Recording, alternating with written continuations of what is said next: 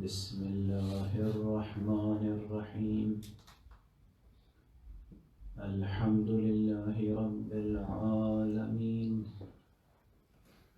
والصلاة والسلام على أشرف الخلائق أجمعين، سيدنا وسيد الأولين والآخرين، حبيبنا وحبيب إله العالمين، إمام المرسلين وخاتم النبيين، أبي القاسم المصطفى محمد. اللهم صل على محمد وآل محمد وعلى أهل بيته الطيبين الطاهرين الهداة المهديين المعصومين المظلومين، واللعنة الدائمة على أعداء الحق والدين. أما بعد، فقد قال الله تعالى عز اسمه في محكم كتابه ومتقن خطابه. بسم الله الرحمن الرحيم. قل لله المشرق والمغرب، يهدي من يشاء إلى صراط مستقيم. صدق الله العلي العظيم. اللهم صل على محمد وآل محمد.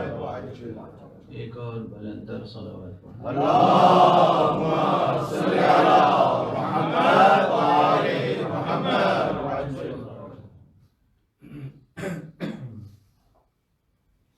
ارشاد الہی کہ اے نبی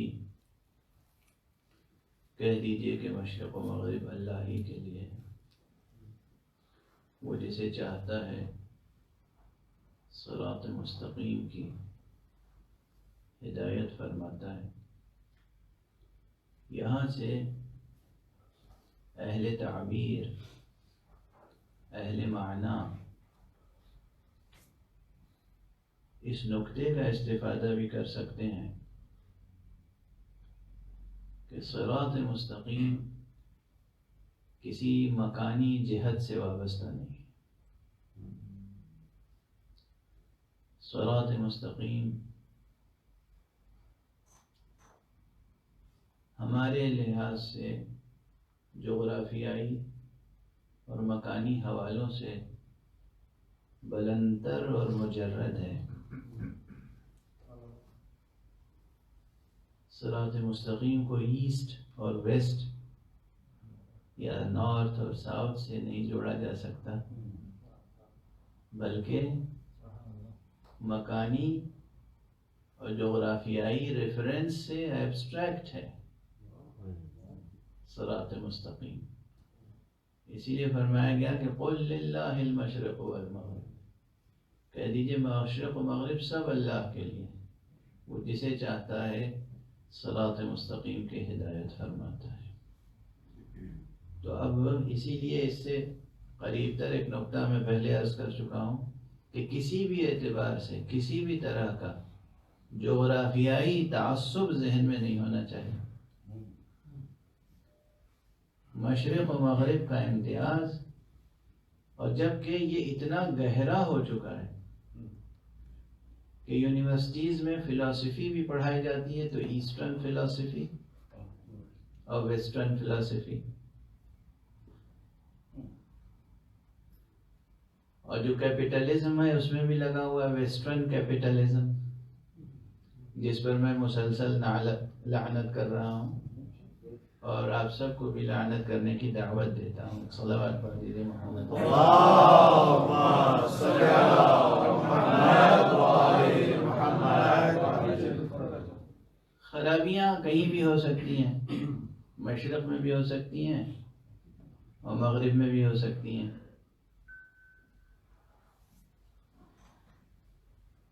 برائیاں، خرابیاں، کفر کی باتیں، شرک کی باتیں، فسق و فجور، یہ اس خاکنائے دہر میں کہیں بھی ممکن ہے، عجم سے لے کے عرب تک،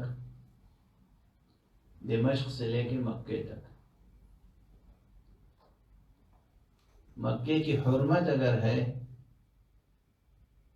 تو وہ صرف اور صرف بتصدق قدم مبارک مصطفیٰ صلی اللہ علیہ وآلہ اللہم صلی علی محمد وعلی محمد۔ اور یہ میں کسی موقع پر غالباً گزارش کر چکا ہوں، قرآن مجید سے استدلال کر کے کہ قرآن مجید نے جو قسم کھائی ہے واجب انداز سے کھائی۔ فرمایا گیا کہ لا اقسم بهذا البلد وانت حل بهذا البلد۔ اس کا دو طرح سے ترجمہ ممکن ہے، اور دونوں ترجموں میں فضیلت مصطفیٰ صلی اللہ علیہ وآلہ وسلم سامنے آتی ہے۔ اللہم صلی علی محمد وعلی محمد۔ ایک ترجمہ یہ کہ بقول معروف، اب اس مرشدافی میں نہیں جاؤں گا، بقول معروف سادہ طور پہ کہہ دیتے ہیں کہ یہاں لا جو ہے وہ زائد ہے، یعنی لا جو ہے وہ تاکید کے لیے ہے، اور اس کے معنی یہ ہے کہ میں قسم کھاتا ہوں آپ کی، قسم کھاتا ہوں اس شہر کی، یعنی اللہ سبحانہ و تعالیٰ فرما رہا ہے کہ میں قسم کھاتا ہوں اس شہر مکہ کی، اس حال میں کہ آپ اس میں تشریف فرمائیں، یا آپ ہیں تو میں اس شہر کی قسم کھا رہا ہوں۔ دوسرا ترجمہ یہ ہے کہ میں قسم نہیں کھاتا ہوں اس شہر کی، اس حال میں کہ یہاں آپ کی حرمتوں کو پامال کیا جا رہا ہے۔ تو اس کا مطلب اگر آپ کی حرمت محفوظ ہوتی تو یہ شہر قسم کھانے کے لائق ہوتا، چونکہ آپ کی حرمتیں پامال ہو رہی ہیں اس لیے یہ شہر اس قابل نہیں ہے کہ اس کی قسم کھاؤں۔ تو دونوں اعتبار سے نبی صلی اللہ علیہ وآلہ وسلم کی عظمت اور حرمت سامنے آتی ہے نگاہ قدرت میں۔ تو خانہ کعبہ سے کہیں بڑھ کر ہے خاک قدم مصطفیٰ۔ حضور علیہ الصلوۃ والسلام کے قدم مبارک کے طفیل میں مکے کی عظمت ہے، ورنہ بت کہیں بھی ہو سکتے ہیں، خانہ کعبہ کے اندر بھی بت تھے۔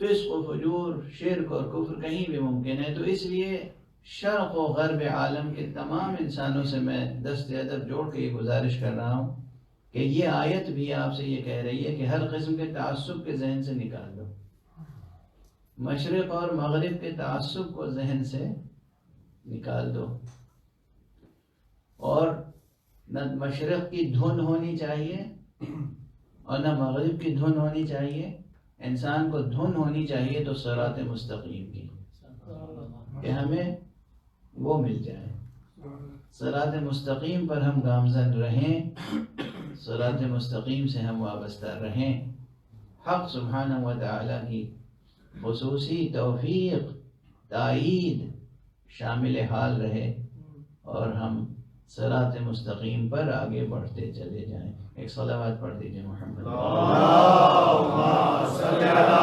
محمد وعلی محمد۔ اب اس کے بعد جو فقرہ ہے کہ یہدی من یشاء، وہ جسے چاہتا ہے ہدایت فرماتا ہے، یہاں سے پورا باب مشیت ہدایت سے متعلق ہے، اور بجائے خود یہ باب بہت شرح طلب ہے، پورا عشرہ گزر گیا مگر اس عنوان پر گفتگو ابھی شروع بھی نہیں ہو پائی۔ حق سبحانہ و تعالیٰ کی ہدایت کے کتنے مراتب ہیں؟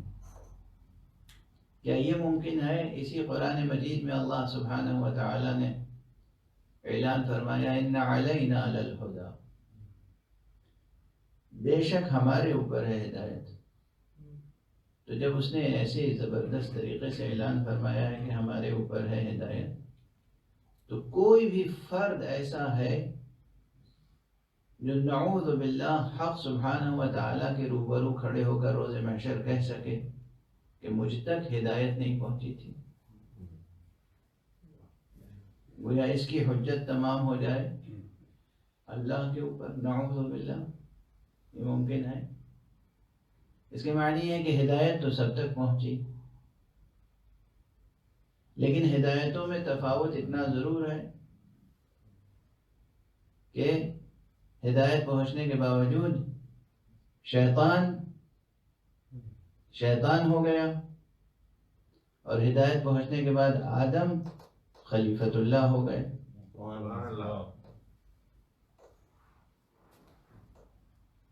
تو یہاں بہت اسرار ہیں، معمولی منزل نہیں ہے یہ، واقعی 1 گھنٹے کی گفتگو میں یا 10 گھنٹوں کی گفتگو میں، ایک عشرے میں گفتگو مکمل ہونے والی نہیں ہے، ہیں یہاں اسرار، مراتب، مراحل، اور اسی لیے یہ اتنا مشکل مسئلہ ہے کہ ہمیں اور آپ کو تمام عمر کے لیے تعلیم کیا گیا کہ ہر روز تم ہر نماز میں یہ دعا ضرور مانگو کہ پروردگار ہمیں صراط مستقیم پر ثابت قدم رکھ۔ ہر نماز میں سورہ مبارکہ حمد کی تلاوت کوئی حکمت رکھتی ہے، کوئی راز ہے اس میں، واقعاً یہاں پر مشکلات ہیں، اور ہدایت کے مراتب ہیں، تکوینی ہدایت سے لے کر تشریعی ہدایت تک۔ اب گفتگو کو کچھ اور آگے بڑھا لیا جائے، ایک صلوات پڑھیں محمد والا، اللہم صلی علی محمد و علی محمد۔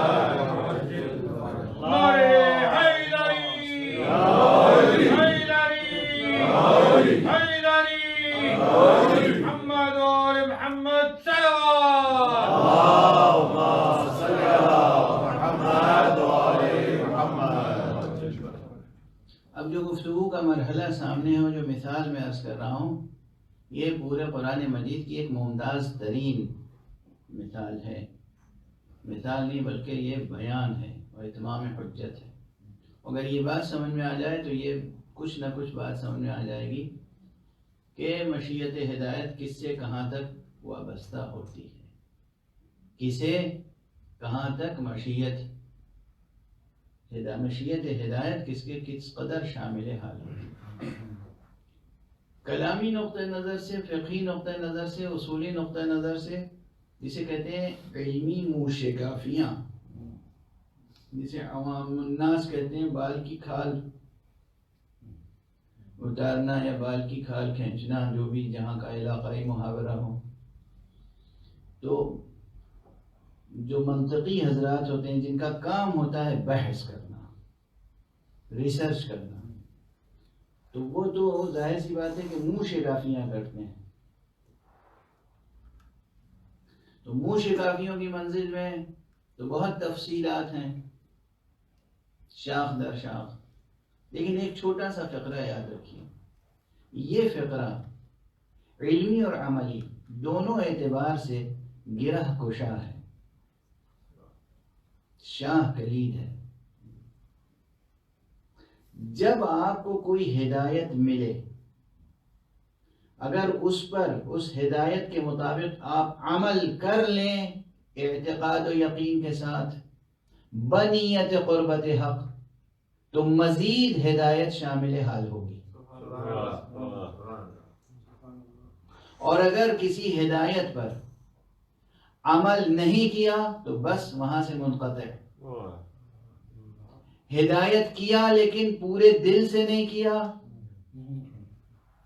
پورے وجود سے نہیں کیا، بنیت قربت نہیں کی، عبادت نہیں کی، یا اطاعت نہیں کی، عمل نہیں کیا، یا کہیں سے ریا شامل ہو گیا، جتنا نقص عمل میں رہ جائے گا اسی اعتبار سے اگلی توفیق میں کمی آ جائے گی۔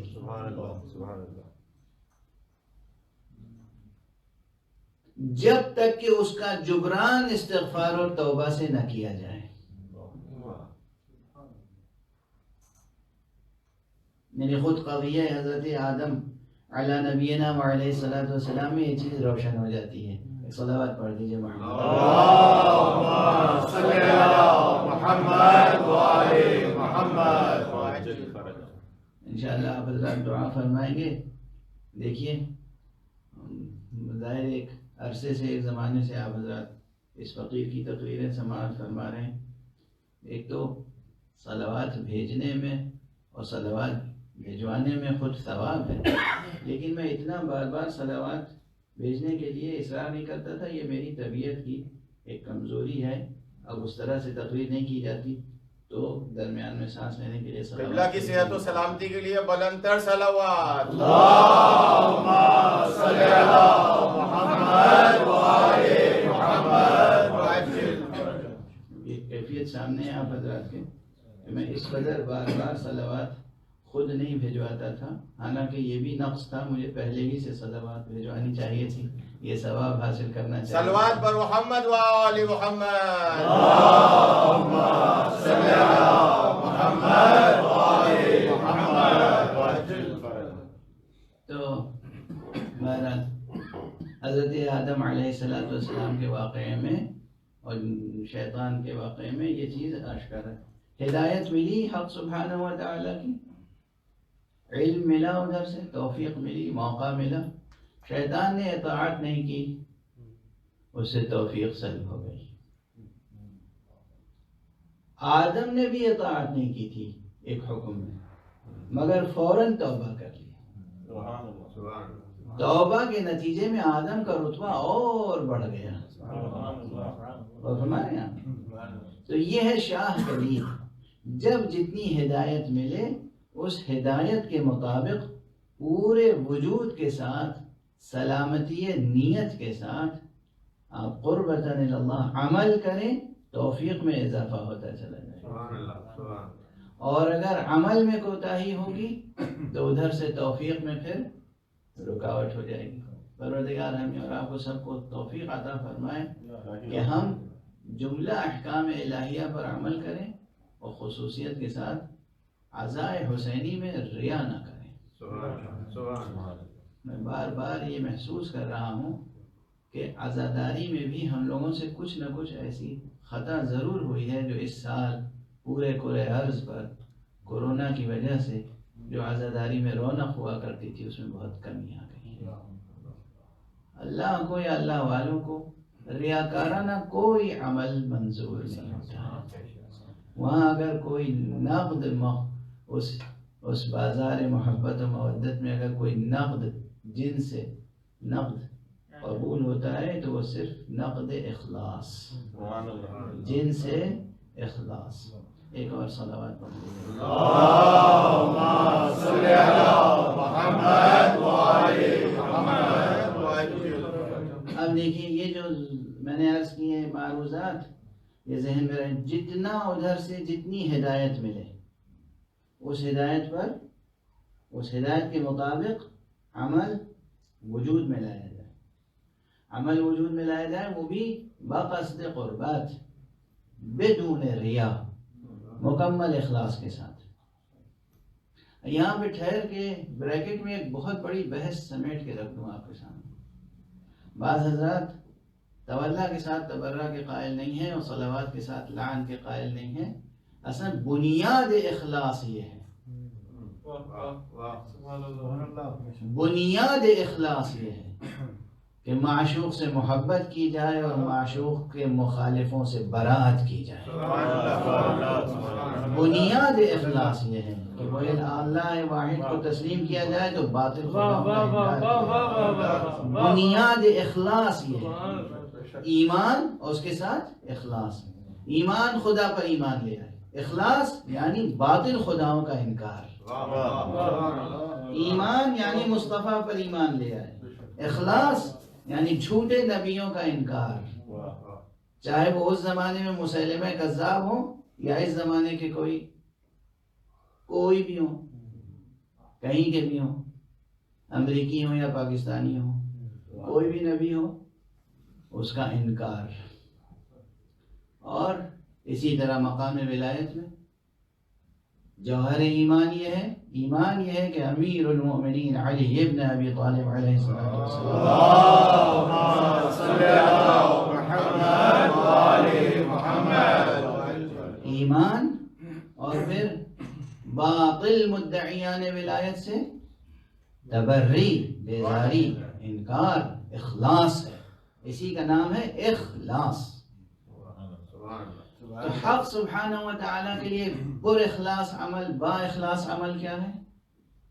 کہ صرف اللہ کے لیے ہو، اس میں ریا کسی اور اعتبار سے نہیں، یعنی اپنا نفس بھی شامل نہ ہو، دکھاوے کا عنصر شامل نہ ہو، ریا نہ ہو. یہ اخلاص. تو جب بھی ادھر سے آئی ہوئی ہدایت کے مطابق عمل ہوگا اور انسان عمل کرے گا اخلاص کے ساتھ، کمال ایمان و اخلاص کے ساتھ قربتاً اللہ، تو اسے مزید توفیق حاصل ہوگی، یعنی مشیت کے اور مراتب اس سے متعلق ہو جائیں گے. ذہن میں ہے یہ بالکل واضح بیان. اب ایک مقام میں عرض کرتا ہوں جہاں عام انسان اپنے مقام کو سمجھ سکتا ہے اور اللہ والوں کے مقام کو بھی سمجھ سکتا ہے، محمد اور آل محمد علیہ السلام کے مقام کو بھی سمجھ سکتا ہے. اور خوشنود محمد و آل محمد بلند تر صلوات. اللهم صل على محمد وآل محمد وعجل. اور وہ مقام ہے سورہ مبارک دہر کا. آپ حضرات کو معلوم ہے کہ پورا سورہ مبارک دہر مدح و منقبت اہل بیت پیغمبر میں نازل ہوا. جو مفسرین اس قول کو نہیں تسلیم کرتے ہیں، یا ان کی تحقیق میں کمی ہے یا ان کے دلوں میں کجی ہے، تیسری کوئی صورت نہیں میرے نزدیک. یا ان کی تحقیق میں کمی ہے اور یا پھر ان کے دلوں میں کجی ہے، ورنہ یہ پورا سورہ بطور خاص، یوں تو پورا قرآن تعبیر کے اعتبار سے ان کی حقیقت ولایت سے جڑا ہوا ہے، پورا کا پورا قرآن. لیکن پھر بھی اس میں بعض مقامات وہ ہیں جو بطور خاص ان کی منقبت اور فضیلت میں نازل ہوئے. ان میں سے ایک خاص مقام یہ سورہ مبارک ہے دہر ہے. سورہ دہر کے شروع کے جو آیات ہیں، شروع کی جو آیتیں ہیں، ان سے متعلق تو آپ حضرات کے ذہنوں میں مطالب نسبتاً زیادہ روشن ہیں. حالانکہ یہ مناقب اور یہ فضائل وہ ہیں کہ جتنی بار بیان کیے جائیں ان کی لذت میں اور تاثیر میں کوئی کمی نہیں آتی. لیکن جو آخر کا حصہ ہے وہ زیادہ فکری اعتبار سے اور اس بحث سے مربوط ہے، مشیت اور حسین، حقیقت مشیت. جہاں سے آغاز ہو رہا ہے اس طرح سے کہ بسم اللہ الرحمن الرحیم، انا نحن نزلنا علیک القرآن تنزیلا فاصبر لحکم ربک ولا تطع منهم آثما او کفورا. ہم نے آپ کے اوپر قرآن نازل کیا اور اس طرح نازل کیا ہے کہ جو نازل کرنے کی شان ہونی چاہیے. اور خود یہ دیکھیے نا، اگر قرآن مجید کے الفاظ کی وضاحت کی جائے تو پھر بات میں جو کیفیت پیدا ہوتی ہے، اِنَّا نَحْنُ نَزَّلْنَا عَلَيْكَ الْقُرْآنَ تَنزِيلًا. کیا انداز ہے. پورے قرآن مجید کے نزول اور تنزیل کے بارے میں کتنی آیتیں ہیں، ان سب میں یہ مقام عجیب و غریب ہے. ایک تو میں نے عرض کیا ہے اس سے پہلے آپ حضرات کے سامنے کہ جب بھی قرآن مجید کسی بہت اہم حقیقت کی طرف توجہ دلاتا ہے تو وہاں اسلوب یہ ہوتا ہے، جیسے سورہ مبارک یاسین میں موت و حیات کا مسئلہ ہے اور امام مبین کا مسئلہ ہے. پورے قرآن مجید میں یہ ایسی منفرد آیت ہے کہ جو اس انداز سے شروع ہوئی، انا نحن نحيي الموتى ونكتب ما قدموا وآثارهم وكل شيء أحصيناه في إمام مبين. پورے قرآن مجید میں یہ امام مبین کی ترکیب بھی بس اسی ایک مقام پر ہے. مبین کا لفظ تو بہت آیا ہے، امام مبین کی ترکیب بس اسی ایک مقام پر آئی ہے، اور اسی ایک آیت کی بنیاد پر سورہ یاسین قلب قرآن بن گیا. اگر امام مبین کے تذکرے کی بنا پر سورہ یاسین قلب قرآن ہو سکتا ہے تو پھر مومن اگر اپنے مقامات قلبیہ کو بلند کرنا چاہتا ہے تو امام مبین کی مودت میں کمی نہیں آنی چاہیے. بغیر حب امام مبین اور بغیر تصور امام مبین کسی مومن یا مسلم کا قلب اور ذہن بلند اور روشن ہو ہی نہیں سکتا، اور کوئی معرفت کے درجوں تک بلند نہیں ہو سکتا، یعنی کوئی صاحب معرفت نہیں ہو سکتا، کوئی مدعی عرفان نہیں ہو سکتا جب تک کہ اسے معرفت امیر المومنین علی ابن ابی طالب علیہ الصلوۃ والسلام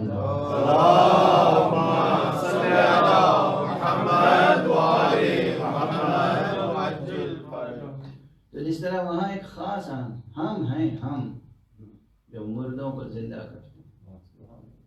مردوں کو زندہ کرنا سب سے بڑا معجزہ ہے نا انسان کے لیے، ویسے ہی یہاں پہ ہے اِنَّا نَحْنُ نَزَّلْنَا عَلَيْكَ الْقُرْآنَ تَنزِيلًا. ہم ہیں ہم جو تمہارے اوپر قرآن کو اس شان سے نازل کرتے ہیں. اب یہ شان نزول قابل غور ہے. اس کے بعد کیا حکم ہے؟ فاصبر لحکم ربک ولا تطع منهم آثما او کفورا. تو بس اپنے رب کے حکم کے لیے صبر کیجیے. ایک منزل ہے یہ کہنے کی کہ اطاعت کیجیے، جو ہم کہہ رہے ہیں اسے انجام دیجیے. ایک یہ کہ صبر کیجیے. فاصبر لحکم ربک، اس کے معنی ہے کہ یہ کسی معمولی حکم کے لیے نہیں کہا جا رہا ہے. یہ حکم ہی کچھ ایسا حکم ہے جو صبر طلب ہے، اسے بہت توجہ طلب ہے. اور فرمانے بہت سے احکام، اقیم الصلاۃ، نماز پڑھیے، آت الزکوٰۃ، زکوٰۃ دیجیے، حج کیجیے، روزہ رکھیے، بہت سے احکام، سینکڑوں احکام. مگر یہ کون سا حکم ہے کہ جس کے لیے کہا جا رہا ہے فاصبر لحکم ربک ولا تطع منهم آثما او کفورا؟ اپنے رب کے حکم کی اطاعت کے لیے صبر کیجیے، اور ان میں سے کسی کی اطاعت نہ کیجیے گا. اس کے معنی یہ ہے کہ مسئلہ صبر طلب اطاعت ہی کا ہے. مسئلہ صبر طلب کسی ایک جزئی مسئلے کے انجام دینے کی بات نہیں ہے، کسی ایک جزئی یا فرعی مسئلے کی بات نہیں ہے. مسئلہ اطاعت کا ہے، یعنی یہ مسئلہ وہ ہے، اطاعت کا مسئلہ ہی جڑا ہوا ہوتا ہے بیعت سے. یعنی گویا کہا یہ جا رہا ہے کہ رب کی وحی آنے کے بعد، رب سے تعارف کے بعد، رب کو کشف کر لینے کے بعد، رب کو دریافت کر لینے کے بعد، رب پر اعتقاد پیدا کر لینے کے بعد، اللہ اس حقیقت پر جس کا نام اللہ ہے اس پر ایمان لانے کے بعد، پھر کسی ایسے شخص کی اطاعت یا بیعت نہ ہو کہ جو اللہ کی طرف سے نہ ہو. تو رسول اللہ صلی اللہ علیہ وآلہ وسلم کی پوری حیات طیبہ میں تو کوئی ایسا موقع نہیں آیا کہ جہاں کسی نے رسول سے آ کے بیعت طلب کی ہو. سبحان اللہ، سبحان اللہ. رسول اللہ کی زندگی میں تو کوئی ایسا موقع نہیں آیا کہ کسی نے رسول سے بیعت طلب کی ہو. رسول کے بعد اگر کسی ایسے فرد کے ساتھ موقع آ جائے کہ جس کے لیے رسول کہہ چکے ہوں کہ یہ مجھ سے ہے اور میں اس سے ہوں، اگر اس سے کوئی بیعت طلب کرے گا تو اس کے معنی ہے کہ اس سے نہیں طلب کی جا رہی ہے، بیعت رسول سے طلب کی جا رہی ہے.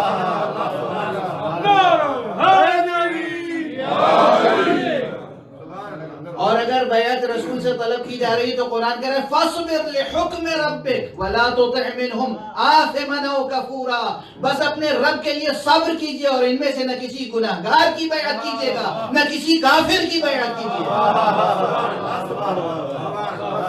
برائے خوشنودی محمد و آل محمد بلند تر صلوات۔ اللهم صل على محمد وآل محمد ظاہر وجوہ ترجمے کے اور بھی ہیں، میرے پیش نظر ہیں، اور جو میں نے ترجمہ کیا اس پہ جو اعتراض ہو سکتے ہیں وہ بھی میرے پیش نظر ہیں، اور کوئی بحث کے لیے آئے گا تو پھر بحث ہوگی۔ ابھی تو جو مجھے کہنا تھا کہہ دیا۔ صلوات پڑھیے محمد صل علی محمد وآل محمد۔ بس صبر کیجئے اور کیا کیجئے؟ وَسَبِّحْ بِاسْمِ رَبِّكَ بُكْرَةً وَأَصِيلًا، اور اپنے رب کے نام کی تسبیح کیجئے صبح و شام۔ وَمِنَ اللَّيْلِ فَاسْجُدْ لَهُ وَسَبِّحْهُ لَيْلًا طَوِيلًا، اور دیکھیے رات میں اپنے پروردگار کے لیے سجدہ کیجئے اور دیر تک تسبیح کیجئے۔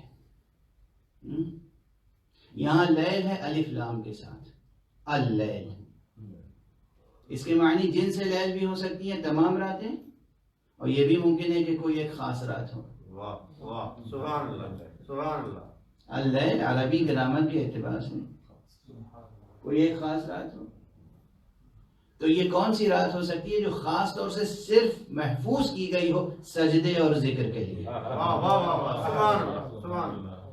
اگر تنزیلی نہیں تو تعویلی حقیقت اس کی وابستہ ہے شب عاشور سے، وہ رات جو حسین ابن علی نے صرف لی تھی ذکر و نماز کے لیے۔ وَمِنَ اللَّيْلِ فَاسْجُدْ لَهُ وَسَبِّحْهُ لَيْلًا طَوِيلًا، اور اس کے بعد تسلسل کیوں میں عرض کر رہا ہوں؟ تعویل ذمہ داری کے ساتھ عرض کر رہا ہوں۔ اس کے بعد متصل کیا آیت ہے؟ إِنَّ هَؤُلَاءِ يُحِبُّونَ الْعَاجِلَةَ وَيَذَرُونَ وَرَاءَهُمْ يَوْمًا ثَقِيلًا، یہ لوگ جو ہیں، کسی ایک سے خطاب ہے وہ کسی اور طرف اشارہ۔ آپ یہ کیجئے کہ سجدہ کیجئے، ذکر کیجئے، صبر کیجئے، اور یہ لوگ ارے انہوں نے اس دنیا کو اہمیت دی، آخرت فراموش کر چکے ہیں۔ اس کے معنی ہے نا یہاں صنعت التفات واضح طور پر کسی ایسے گروہ کا تذکرہ ہو رہا ہے کہ جو اس دنیا کو، حکومت رے کو، حکومت کوفہ کو، حکومت بصرہ کو، حکومت دنیا کو، حکومت دمشق کو اہمیت دے رہا ہے اور روز آخرت کو فراموش کر چکا ہے۔ اس کے مقابلے میں صبر کرنا ہے، اس کے مقابلے میں نماز قائم کرنی ہے سجدہ کر کے، اس کے مقابلے میں ذکر خدا کو زندہ رکھنا ہے۔ إِنَّ هَؤُلَاءِ يُحِبُّونَ الْعَاجِلَةَ وَيَذَرُونَ وَرَاءَهُمْ يَوْمًا ثَقِيلًا، اور وہ جو سخت روز آنے والا ہے وہ فراموش کر دیا، انہوں نے اپنے پیچھے چھوڑ دیا ہے۔ نحن خلقناهم وشددنا أسرهم وإذا شئنا بدلنا أمثالهم تبديلا، ارے ہم ہی نے انہیں بنایا ہے، ان کے یہ پورے ہیکل کو ہم ہی نے جوڑ پیوند سب بٹھائے ہیں، اور ہم جب چاہیں ان کی حقیقت کو بدل کے رکھتے ہیں۔ ہم جب چاہیں، یہ اعلان ہو رہا ہے مخاطب سے، یہ اعلان ہو رہا ہے مخاطب سے، یہ ہم جب چاہیں، یہ نکتہ ذہن میں رہے، یعنی اسی لیے میں کہتا ہوں اگر حسین چاہتے تو یہ پوری فوج بغیر تلوار کے استعمال کے خاک ہو سکتی تھی، راکھ ہو سکتی تھی، اس لیے کہ وعدہ اس کا ہے، ہم چاہیں تو انہیں بدل کے رکھ دیں، مگر فرمایا گیا ان هذه تذکرہ فمن شاء اتخذ الى ربه سبیلا، یہ تو ایک یاد دہانی ہے سب کے لیے، ان کے لیے بھی پھر ایک یاد دہانی ہے، یہ اتمام حجت ہے، یہ اتمام حجت ہے، یہ یاد دہانی ہے۔ فمن شاء اتخذ الى ربه سبیلا، تو جو چاہے وہ اپنے رب کی طرف راستہ اختیار کر لے۔ آخری وقت تک امام حسین نے خطبے ارشاد فرمائے انتہائی شفقت کے ساتھ، اور ان خطبوں میں روز عاشور کا خطبہ، یعنی ٹھہرو، پہلے مجھے وہ حق ادا کر لینے دو جو تمہارا میری گردن پر ہے۔ اللہ اکبر، یہ کون کہہ رہا ہے؟ اور ٹھہرو میں وہ حق ادا کر دوں جو تمہارا میری گردن پر ہے۔ کون سا حق ہے؟ موعظہ، نصیحت، اتمام حجت، جاتے جاتے شفقت کے ساتھ اللہ کی طرف بلانا، یاد دہانی، تذکرہ۔ یہ حسین علیہ السلام کا خطبہ ہے۔ اور یہاں کیا کہا جا رہا ہے کہ نہادی تذکرہ، یہ تو یاد دہانی ہے۔ فمن شاء، جس کا دل چاہے،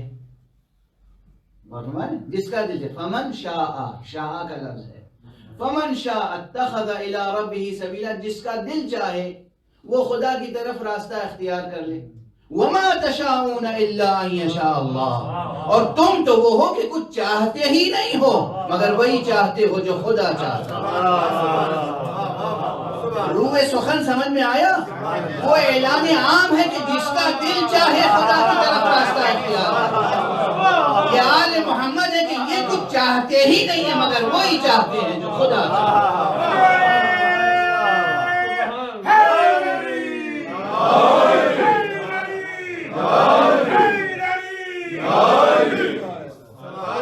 محمد وآل محمد۔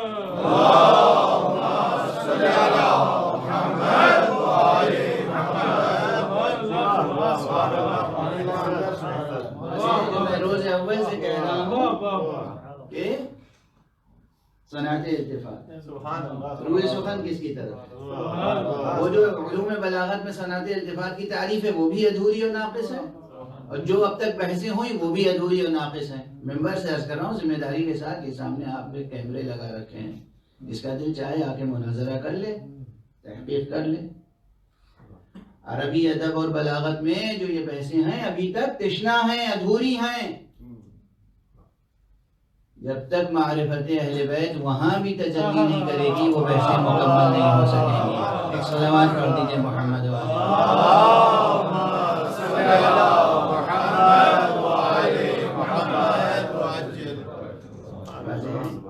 روح سخن سمجھ میں آیا؟ ان هذه تذکرۃ فمن شاء، یہ تو ایک یاد دہانی ہے، یہ ایک تذکر ہے، یہ ایک اتمام حجت ہے۔ جس کا دل چاہے اللہ کی طرف راہ اختیار کر، اللہ کا راستہ اختیار کر۔ وما تشاءون الا ان یشاء اللہ، مگر تم تو وہ ہو۔ اسی لیے معصومین علیہ السلام نے کہا کہ ہم ائمہ اہل بیت وہ ہیں کہ ہمارے دل اللہ کی مشیت کا مرکز ہیں، اللہ کے ارادے کا مرکز ہے۔ قلب مصطفیٰ، قلب علی مرتضی، قلب حسن مجتبی، قلب حسین سید الشہداء۔ اللہم صلی علی محمد وآل محمد۔ اللہ کی مشیت اور اس کے ارادے کا مرکز ان کا قلب ہے۔ ہاں مجھے معلوم ہے کہ میرے اوپر غلو کے الزامات فوراً لگ جائیں گے، فتوے لگ جائیں گے، تو میں تو کہہ ہی چکا ہوں، میں فتویٰ پروف ہو چکا ہوں۔ ایسے فتووں کا میرے اوپر اب کوئی اثر نہیں ہوتا ہے۔ ایک صلوات پڑھتی ہے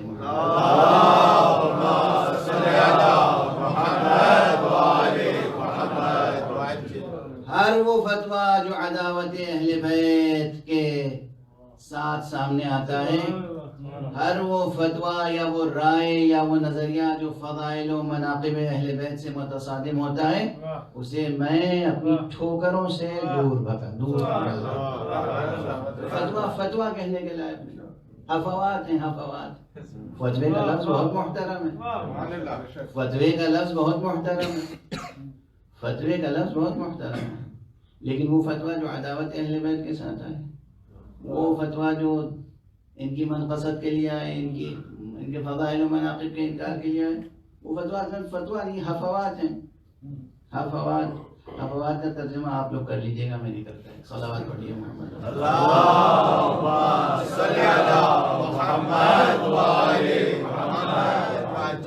ڈکشنری دیکھنے کی عادت ہے نا ابھی چھوڑی تو نہیں. ہاں، جب مشکل لفظ استعمال کروں نوٹ کر لیجیے، جا کے ڈکشنری دیکھ لیجیے.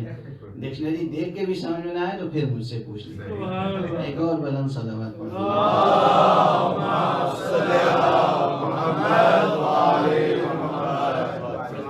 یہ تجربہ ہو چکا ہے مجھے.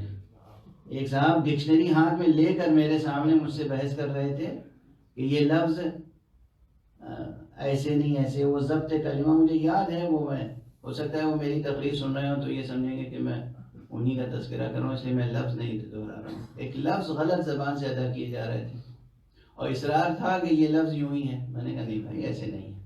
ڈکشنری اٹھا کے لے آئے، دیکھیے اس میں لکھا ہوا ہے. تو میں نے کہا غور سے دیکھیے کہ کیا لکھا ہوا ہے. جب آدمی کا تعصب علاقائی بڑھ جاتا ہے تو صحیح لکھا ہوا بھی غلط پڑا. عجیب و غریب کیفیت تھی. بہرحال لفظ وہی تھا جو میں گزارش کر رہا تھا. ایک صلوات پڑھ دیجیے محمد.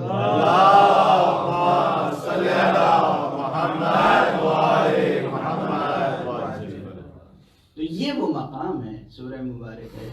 ظاہر ہے جو میں نے تفسیر اس وقت بیان کی ہے یہ تفسیر آپ کو موجودہ تفاسیر میں یوں جوں کی تو نہیں ملے گی. نہیں ملے گی، نہیں ملے گی، مجھے معلوم ہے نہیں ملے گی. اس کے یہ معنی نہیں ہے کہ اس فقیر نے جو تفسیر بیان کی یا تعبیر بیان کی یا تعویل بیان کی یہ خطا ہے، غلط ہے. نہیں، ہر فقرے پر دلیل رکھتا ہوں.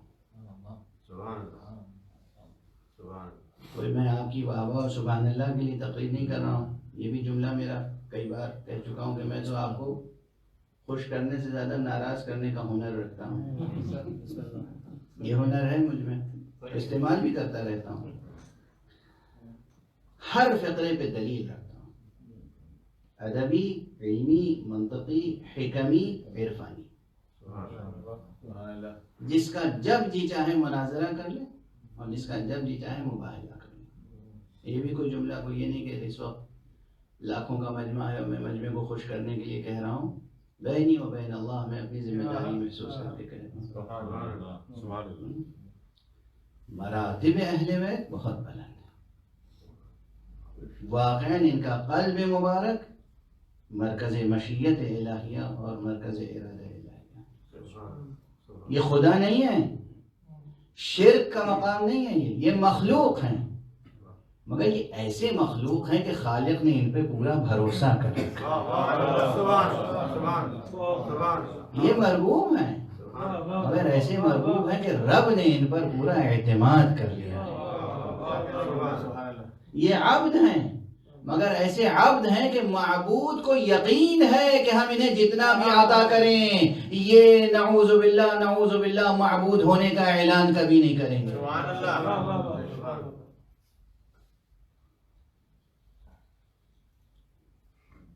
بس دامن گفتگو کو سمیٹ دوں. آپ کے سامنے میں نے عرض کر دیا کہ قرآن مجید سے سورہ مبارک ہے. دہر سے بھی یہ بات منکشف ہوتی ہے کہ مشیت اور اہل بیت کا رشتہ کتنا مضبوط اور مستحکم ہے. تو یہ مجبور نہیں تھے، معذور نہیں تھے، مقہور نہیں تھے، مظلوم تھے اور صبر کر رہے تھے.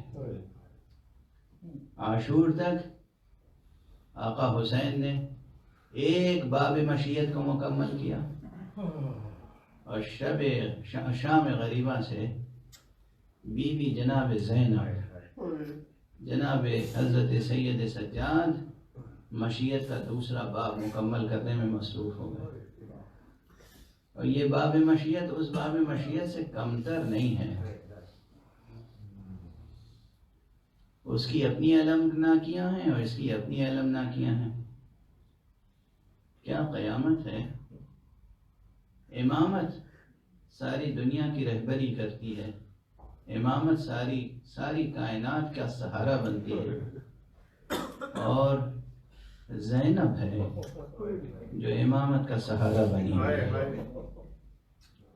بی بی زینب ثانی زہرا وہ زہرائے مرضیہ بنت مصطفیٰ زہرائے اول تھی جو علی اول کا سہارا بنی، اور یہ ثانیہ زہرا ہے جو علی ثانی کا سہارا بنی۔ وہ بی بی فاطمہ زہرا مولا امیر المومنین کا سہارا بنی، ہاں سہارا بنی بی بی فاطمہ زہرا علی کا سہارا۔ علی مشکل کشا ہے، اس میں کوئی شک نہیں۔ علی مشکل کشائے دو جہاں ہیں، علی مشکل کشائے دو عالم ہیں، اس میں کوئی شک نہیں۔ مگر فاطمہ زہرا علی ابن ابی طالب کے لیے سہارا بنی، اور اسی طرح ثانیہ زہرا علی ثانی کے لیے سہارا بنی ہے۔ کون بھول سکتا ہے وہ روایت جو ہمیشہ پڑھی جاتی ہے لیکن اس کی المناکی میں کبھی کمی نہیں آتی۔ جب تصور بھی کر لو تو دل تڑپ اٹھتا ہے کہ جب اسیر ہو کر پورا کنبہ کربلا سے کوفے لے جایا جا رہا تھا تو بیویوں کو کہتے ہیں ایک رسن میں 12 گلے باندھے گئے۔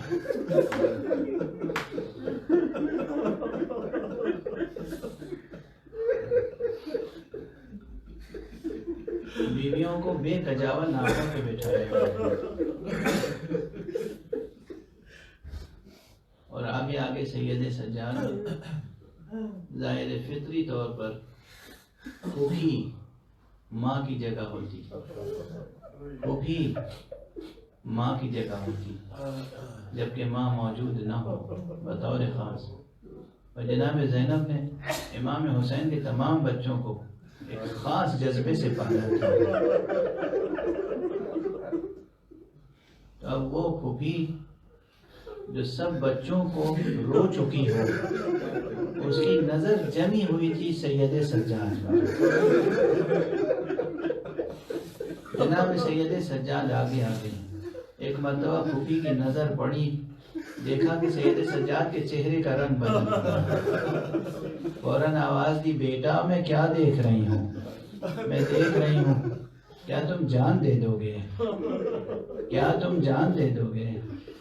بیٹا ایسا لگتا ہے کہ روح تمہارے جسم سے جدا ہوا چاہتی ہے، روح تمہارے جسد سے پرواز کیا چاہتی ہے۔ ایک مرتبہ سید سجاد نے کہا، پھوپھی اماں آپ ہی انصاف کریں، جوان بیٹا موجود ہو اور باپ کا لاشا اس طرح بے گور و کفن پڑا رہے ہیں،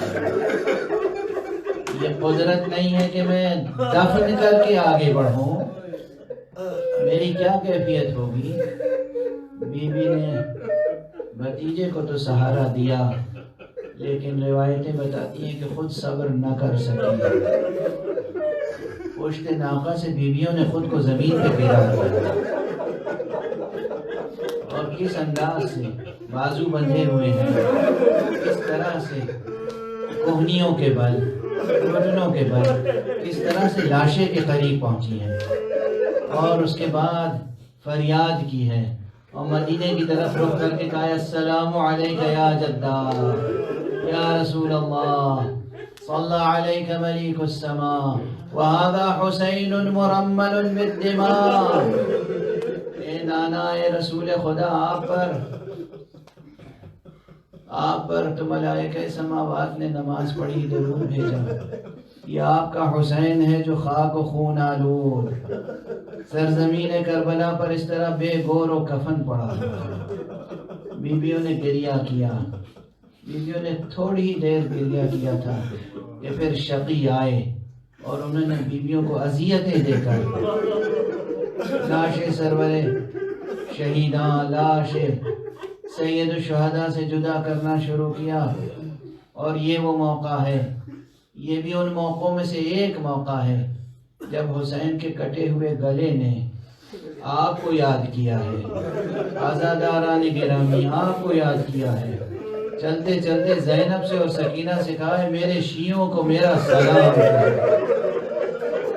اور ان سے کہہ دینا جب بھی ٹھنڈا پانی ملے تو میری پیاس کو یاد کرے، اور جب بھی کسی غریب الوطن کی موت سنائی دے تو میری شہادت اور میری موت کو یاد کریں۔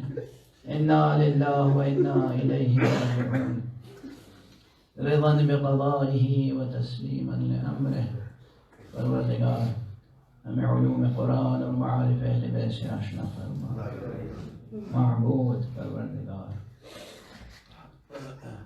ہمارے دل میں چراغ توحید ہمیشہ روشن رہے پروردگار ہماری وابستگی ہمیشہ دامان ختم نبوت سے رہے پروردگار ہمارے قدم ہمیشہ صراط مستقیم ولایت پہ گامزن رہے معبود ہماری نسلوں میں قیامت تک اہل توحید اور اہل ولایت کو خلق فرما پروردگار اس روئے زمین پر جو بلائیں ہیں جو بیماریاں ہیں جو مصیبتیں ہیں انہیں دور فرما پروردگار تمام انسانوں کو اپنی مشیت ہدایت سے فیض پہنچا دے پروردگار روئے زمین کے تمام انسانوں کی تعلیم و تربیت و ثقافت اتنی بلند ہو جائے کہ یہ تیرے معصوم بندوں کو پہچان سکیں کہ آقا حسین کی معرفت حاصل کر سکیں پروردگار ان کے کردار اتنے پاک ہو جائیں کہ یہ امام حسین پہ گریہ اور عزاداری کر سکیں پروردگار حضرت ولی عصر کو اس نے ظہور عطا فرما